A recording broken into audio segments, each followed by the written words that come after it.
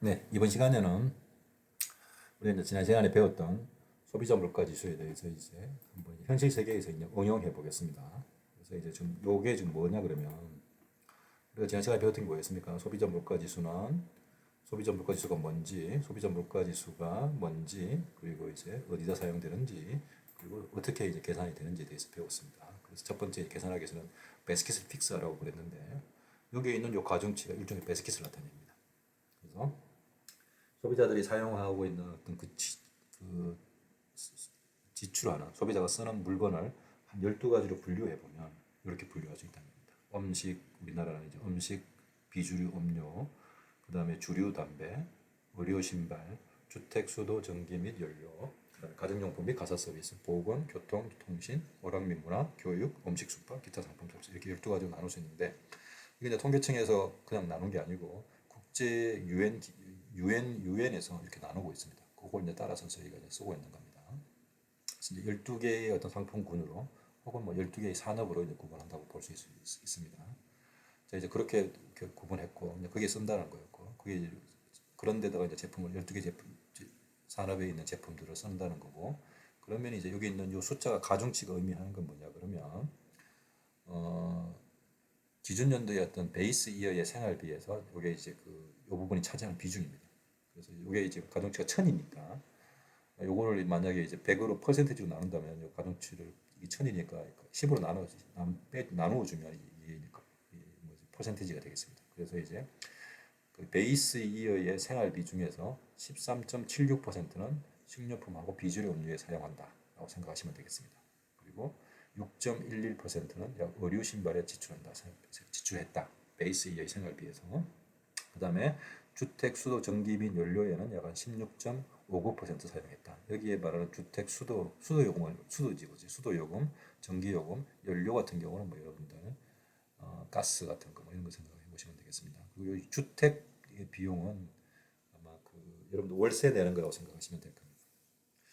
그리고 가정용품비 가사 서비스는 기타 그 외에 들어가는 가정생활 하는데 들어가는 제품들을 대한 비중이라고 생각하시면 들어가는 돈의 비중이라고 생각하시면 되는데 약 한 4.42% 정도 되죠.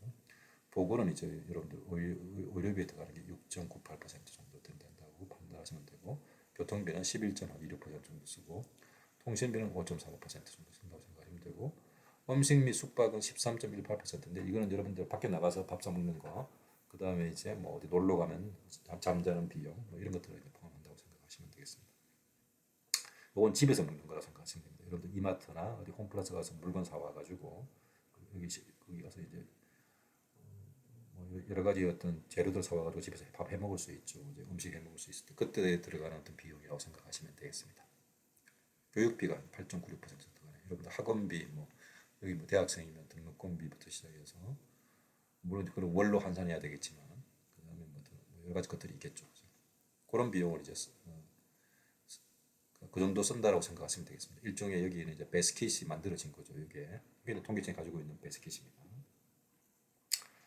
자 이제 그러면 요 베스킷하고 이제 요걸 이제 미국하고 비교를 한번 해보겠습니다. 그래서 이제 저희가 좀 일단 뭐 비교하기 전에 그러면 한국의 생활비 중에서 제일 많이 쓰는 생활비가 뭡니까? 한국의 전형적인 소비자들이 쓰는 생활비 중에서 제일 많이 쓰는 게 집에 들어가는 게 한 20%, 20.9, 한 21% 정도 그러니까 생활비의 한 21% 정도를 집에 쓰네요. 생각보다 적게 쓰는 것 같는데. 그다음에 식료, 비주류 음료, 주류까지 합치면 이게 한 14%, 15%, 그죠? 15, 14, 15%, 15.2%고 이게 음식 숙박까지 합치면은 13%니까 28% 정도 되네요. 이거 엄청 많은 것 같은데. 그래서 이제 이 부분이 다 이제 먹는 거에 쓰는다고 생각해 보시면 되겠습니다. 밖이나 잠자는 거 이런 거까지 다 해서 그 정도로 이제 생각해 보시면 되겠습니다. 여러분들 어떻게 쓰는지 한번 보십시오. 여러분들 돈을 어디다 쓰는지. 뭐 여러분들 개개인의 입장에서 보면 여러분들 전형적인 도시의 소비자가 아니지. 여러분들 학생이고 그러니까. 그래서 여러분들 뭐 예를 들어서 대부분 다 부모님 집에 살고 있으면 이런 것 거의 안 쓰겠죠. 그죠? 주로 여러분들이 쓰는 돈은 용돈 받아서 많이 쓴다 그러면 주로 이제 음식, 식료품, 비주류 음료, 뭐 주류 담배, 의류 신발 이런 데 가죠. 예를 들어 학원비 좀 쓸 수 있고 오락이 좀 쓰는 거 있고 음식 숙박 나가서 뭐 놀러 다니는 거 그지.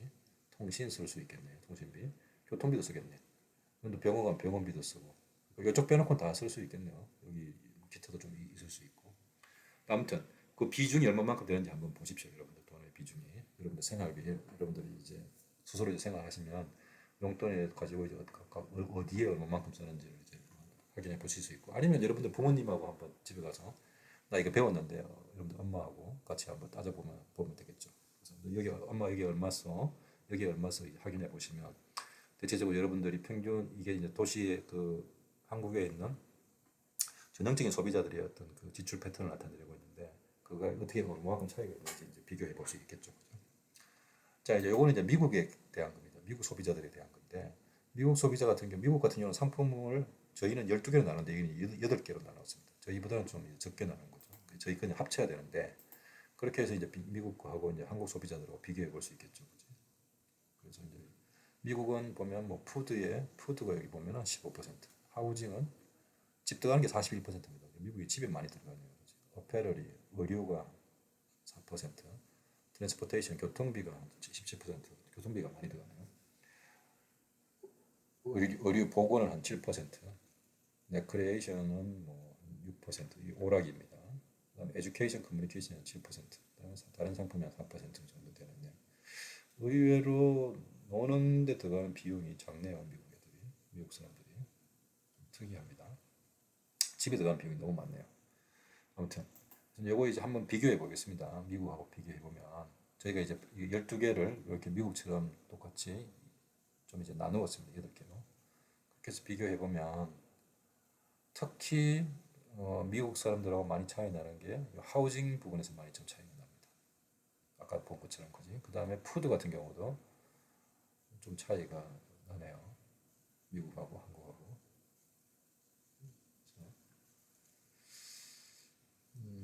또 뭐가 차이가 날까요? 교통비가 좀 미국이 많이 들어가고, 미국이 한국보다 많이 지출하는 데가 교통비, 그다음에 하우징이 많이 쓰고, 한국 사람들 미국 사람들 많이 쓰는 데가 음식, 푸드하고, 그다음에 레스토랑, 외식하고 호텔 같은데, 음식 숙박 같은데, 교육비 이런 데를 좀 많이 써요. 한국 사람들이 더 많이 놀러 다니는 것 같습니다. 한국 사람들이 뭘 많이 먹는 것 같아요. 이거 많이 먹는다기보다는 먹는 양이야 비슷하겠죠, 그지? 오히려 다르게 어떻게 해석할 수 있습니까? 이거는 미국에서의 어떤 이 식료품, 비주류, 음료 여기서 가격이, 그러니까 슈퍼마켓에 가면 사는 어떤 제품들의 가격이 한국이 더 비싸고 나다고 생각해 볼 수 있겠죠. 생각보다 그만큼 더 많이 들어간다는 거니까. 대신에 미국은 월세가 좀 더 비싸다고 생각해요. 한국보다는 더 비싸다고 생각해 볼 수 있습니다. 그 다음에 교통비가 더 비싸다. 교통비가 한국보다 더 비싼 건 맞습니다. 미국이. 그렇게 생각해 볼 수 있고, 식당, 레스토랑, 호텔비 같은 숙박비 같은 게 오히려 미국이 한국보다 더 싸요. 한국이 미국보다 더 비싼 것 같이 생각될 수 있고, 아니면 한국 사람들이 많이 놀러 갈 수도 있다고 생각할 수 있고, 그렇게 비교해 볼 수 있겠습니다. 이건 이제 18년의 비교였고 2020년도 뭐 똑같겠죠. 거의 큰 차이 없습니다. 구조적으로 이게 사람들의 어떤 생활 패턴이, 소비 패턴이 이렇게 확 바뀌지는 않습니다. 보시는 것처럼 거의 큰 차이가 아마 없을 겁니다. 2000년도나 2018년도나 그 정도로 이제 알아두시면 되겠습니다. 뭐 이게 뭐 그래서 뭐 어쩌라고 하면 이제 그렇고요. 아니면 이제 미국 사람하고 한국 사람도 이렇게 차이가 있구나. 무슨 그리고 여기에 어떤 무슨 그 밑에 이제 스토리들을 알면 뭐 재밌잖아요, 그죠? 지적인 호기심이 있을 수도 있고. 자, 아무튼 저희가 배웠던 내용, 소비자 물가지수 배웠던 내용을 가지고 이제 한번 현실 세계에 있는 데이터를 저희가 한번 살펴봤습니다. 자, 이제 요거는 뭐냐 그러면 소비자 물가지수 아까 우리 계산할 때 있었던 그 소비자 물가지 계산하려면 어떻게 계산했습니까? 소비자 물가지 계산은 뭐였지? 여기 보시면 요거잖아. 그러니까 커런 연도의 지금의 생활비에서 기준 연도의 생활비를 나누어주고 곱하기 100 하면 이게 소비자 물가지수였죠. 지금 연도의 소비자 물가지수였지. 근데 그게 무엇을 의미하는지 그 수식이 지금부터 보여드리겠습니다. 그러려면 여러분들이 노테이션을 좀 알아야 되는데, 요거는 요 CI라는 거는 소비자 물가지수 베스킷에 들어가 있는 상품의 양입니다. I가 상품을 나타냅니다. 그래서 이제 상품 1, 상품 2, 상품 3 이렇게 이제 쭉 있다고 이제 가정을 하시면 되겠죠. 그치? 이런 식으로 쭉 있다고. 여기 세 개밖에 없다고 그러니까 3까지 있다고 생각하고. 그다음에 아까 우리는 여기 이거잼플에서는 지금 상품이 몇 개 있다고 가정했으니까 여기 이거잼플에서는 상품이 2개 있는 건데 요 식에서는 상품이 3개 있다고 이야기를 하고 있습니다. 요거는 이제 T기의 상품 I의 가격이라고 생각하시면 됩니다. PIT는. 그리고 ET는 그 생계비인데 언제냐면 T기의 CPI 베스킷의 어떤 비용이라고 생각하시면 됩니다. T기의 생활비라고 생각하시면 되고 EB라고 적혀 있는 거는 생활비인데 언제 베이스 이어의 베이스 피어리드의 생활비라고 생각하시면 됩니다. EB는 ET는 T기의 생활비 이렇게 생각하시면 되겠죠. 요거 이제 노테이션입니다. 자 이제 그러면 T기의 CPI는 먼스 T의 CPI는 어떻게 계산된다고 했습니까? 100 곱하기 T기의 생활비 나누기 베이스 이어의 베이스 기간의 이제 생활비를 나눠주면 되죠. 그러면 T기의 생활비는 어떻게 계산됐습니까? T기의 어떤 쓰는 어떤 상품의 베스킷이 되겠지. 그 상품의 베스킷이라는 게 뭐냐면 상품을 몇 개 쓰는 상품을 어떤 상품을 쓰는 어떤 상품을 쓴다고 했습니까? 상품 1, 상품 2, 상품 3. 그러니까 C1은 상품 1의 개수, C2는 상품 2의 개수, C3는 상품 3의 개수를 나타내는 거고, 요 P1T는 T기의 상품 1의 가격인 거지. P2T는 T기의 상품 2의 가격, P3T는 T기의 상품 3의 가격입니다. 그러면 이건 상품 1의 개수니까 상품 1의 개수를 이 가격에 사면 이만큼 액수가 있고 상품 2의 1을 이 C2개만큼 사면 이만큼의 액수가 들 거고 그지? 상품 3의 C3개만큼 사면 이만큼 이제 액수가 생기겠죠. 그걸 다 더하면 이게 이제 T기의 생활비였습니다. 여러분들 P1T 곱하기 C1, P2T 곱하기 C2 저 노테이션이 여러분들이 헷갈리시면 생활비 계산할 때 했던 요거 있죠. 요겁니다. 이때 뭡니까? 이게 이제 여러분들 이게 2012년도에 만약에 CPI라고 계산할 때 2012년도에 생활비 계산하려면 먼저 어떻게 합니까? 2012년도에 가격 이게 이제 PIT라고 생각하시면 되겠지. 그리고 요게 이제 P1T라고 생각하시면 이게 상품 1이라고 생각하고 이게 상품 2라고 생각하시면 P1T가 있고 그다음에 요게 뭐라는 겁니까? 요게 이제 C1T라고 생각하시면 이게 C1이라는 거 상품의 개수니까 그다음에 요게 C2라고 생각하시면 되겠죠. 이렇게 해서 계산했듯이 요 T기의 생활비도 이런 식으로 계산하는 거죠. 그러니까 이걸 수식을 쓰면 이렇게 쓴다는 거예요. 아까 계산했던 거는. 자 이제 그러면 이렇게 이게 이제 CPI 계산하는 공식입니다. 자 이제 그런데 여기서 보시면 얘하고 얘를 나눌 수 있겠죠, 그지? 이렇게 묶고 이렇게 묶고 이렇게 묶어 봅니다. 그럼 여기 100은 그대로 두고 C1 나누기 2B 이렇게 묶고 그지? 그 다음에 C2 나누기 2B 이렇게 묶고 C3 나누기 2B 묶죠. 그러면 P1T, P2T, P3T가 되겠죠. 그럼 요 EB는 뭐였습니까? 그러니까 베이스 이어의 생계비였잖아. 베이스 이어의 생계비 중에서 C1이라는 거는 상품 1의 개수잖아. 요게 일종의 웨이트라고 생각하시면 됩니다. 요게 이제 웨이트고. 그러면 요게 뭡니까? 가격이지.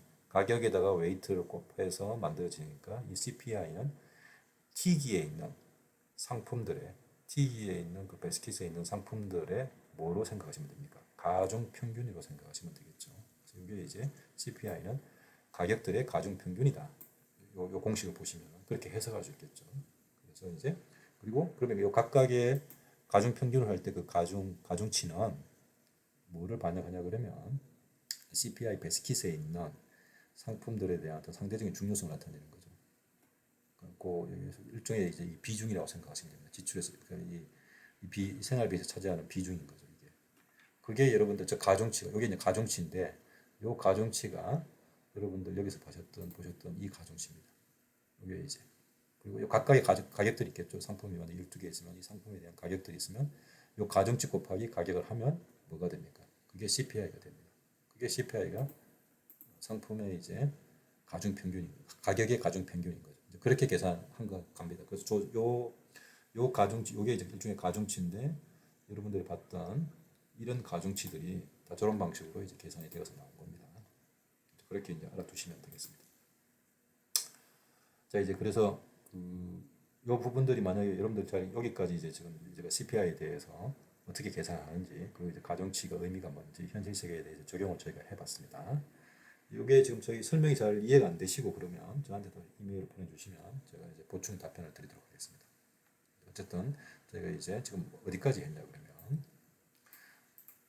첫 번째 토픽에 대해서 했습니다. CPI가 뭔지, 그리고 CPI는 어떻게 계산이 되는지, 그리고 아주 간단하게 이게 어디에 사용되는지에 대해서 했는데 이 부분은 나중에 제가 좀 더 보완하도록 하겠습니다. 이 부분은 나중에 어디에 사용되는지에 대해서는.